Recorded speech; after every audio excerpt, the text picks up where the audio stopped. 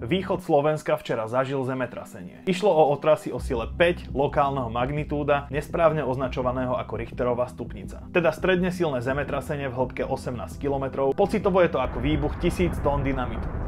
Išlo o najsilnejšie zemetrasenie na Slovensku za posledných 80 až 90 rokov. No celosvetovo je takýchto zemetrasení asi 500 ročne. Vedel si, že najsilnejšie zemetrasenie na území Slovenska sa odohralo v roku 1763 v Komárne? Podľa najnovších výskumov išlo o lokálne magnitúdo o sile 6,3 a teda išlo o jedno z najsilnejších zemetrasení v Európe vôbec. Úplne zbúralo 280 domov a vyžiadalo si až 300 ľudských obetí. Slovensko je seizmicky aktívna krajina, aj keď len mierne, a teda zemetrasenia u nás nie sú ničím novým. Na našom území sme ich zaznamenali celkovo už asi 760, ale väčšinou sú také slabúčké, že ich zachytia iba prístroje. Najsilnejšie zemetrasenie na svete bolo veľké čilské zemetrasenie v roku 1960 v Čile. Akože sa to odohralo, nie že by to bolo v Čile.